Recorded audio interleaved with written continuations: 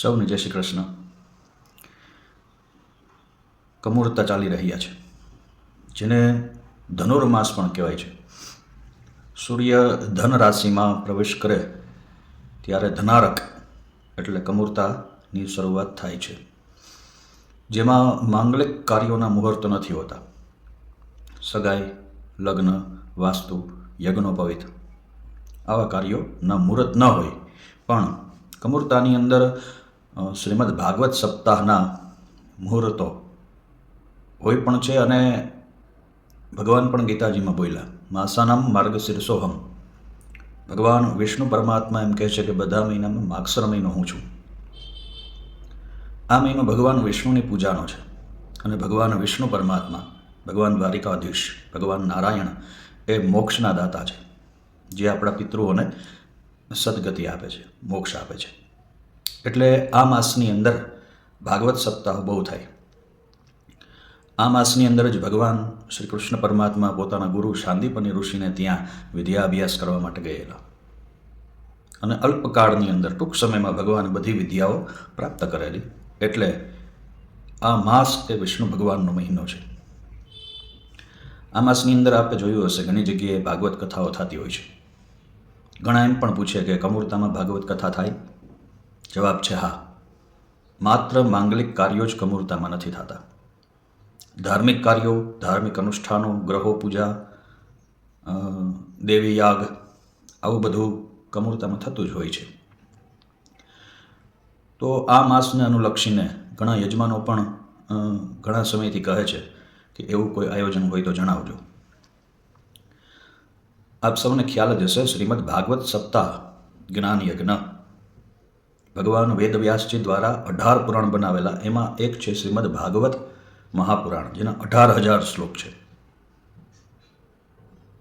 એ 18,000 શ્લોક વાંચવામાં આવે તો પરમ ભાગવતી વાર્તા પ્રેત પીડા વિનાશિની, એ શ્લોકનું બહુ મહત્વ છે. એમના દ્વારા કરી પિતૃઓનો ઉદ્ધાર થાય છે. તો કમૂરતાની અંદર આવું એક આયોજન કરેલ છે, જેમાં 7 દિવસ સુધી શ્રીમદ ભાગવતજીના 18,000 શ્લોકનો પાઠ થશે. વિધિવત સ્થાપનો કરી ભગવાનની પૂજા કરવામાં આવશે કાયમ માટે. ભગવાન બાલકૃષ્ણ પરમાત્મા, ભગવાન નારાયણની વિધિવત ષોડશોપચાર પૂજા કરવામાં આવશે 7 દિવસ સુધી કાયમ માટે. વિષ્ણુ સહસ્ત્ર નામ છે, જે ભગવાનના 1,000 નામ બતાવ્યા છે. કાયમ માટે એ વિષ્ણુ સહસ્ત્રનો યજ્ઞ કરવામાં આવશે. ભગવાન શ્રી દ્વારિકાધીશનું પ્રતીક સ્વરૂપ એક સર્વતોભદ્ર મંડળ બનાવવામાં આવશે ધાન્યનું, જે આપ સ્ક્રીન ઉપર જોઈ શકો છો. જેમાં વચ્ચેનો ભાગ છે જે ચોરસ, એને સર્વતોભદ્ર મંડળ કહેવાય, ધાન્યનું, અનાજનું. આવું જ એક ધાન્યનું મંડળ બનાવવામાં આવશે, એમની કાયમ પૂજા કરવામાં આવશે. આખા દિવસમાં જે શ્લોકો વચાણા હશે ભાગવતજીના, એ સંસ્કૃતમાં હશે. એનું ગુજરાતી ટ્રાન્સલેશન કરી, એ શ્લોક કઈ કથાના છે ભાગવતજીની, એનું ગુજરાતી ટ્રાન્સલેશન કરી, ગુજરાતી અનુવાદ કરી, એના વિડીયો બનાવી, એ કથાના વિડીયો પણ જે યજમાનોમાં જોડાશે એને મોકલવામાં આવશે. આ કાર્યમાં જોડાવા માગતા યજમાનોએ પોતાના પિતૃદેવના ફોટા અમને વોટ્સએપમાં મોકલવાના રહેશે. 7 દિવસમાં જે યજમાનો આમાં જોડાય એ ગમે ત્યારે 7 દિવસમાં અમને વિડીયો કોલ કરી શકે, એમની અનુકૂળતાએ. જ્યારે એમ થાય કે ચાલો આપણે ભાગવતજીના શ્લોક સાંભળવા છે, ત્યારે અમને વિડીયો કોલ કરી શકે. કાયમ માટે પણ વિડીયો કોલ કરી શકે. અમે તો એ વિડીયો, ફોટા વગેરે મોકલતા જ રહીશું, પણ જે યજમાનામાં જોડાય એની જ્યારે ઈચ્છા થાય આખા દિવસમાં, ત્યારે એ અમને વિડીયો કોલ કરી અને આ ધર્મ કાર્યનો લાભ લઈ શકશે. તો આમાં જોડાવા માગતા યજમાનોએ વહેલામાં વહેલી તકે પોતાનું નામ લખાવી દેવું.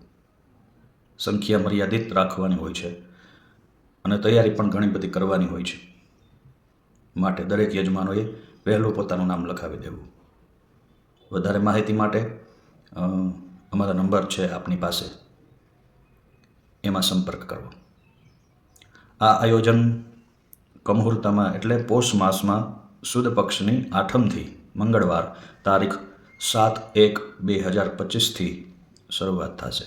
પાછું રિપીટ કરું, 7/1/2025થી 13/1/2025 સુધી આ આયોજન રહેશે. 7 દિવસ, પોષ સુદ 8મથી પોષ સુદ પૂનમ સુધી આ આયોજન કરવાનું છે. તો વહેલામાં વહેલી તકે જો આપ લાભ લેવા માગતા હોય તો આપનું નામ લખાવી દો. સૌને જય શ્રી કૃષ્ણ.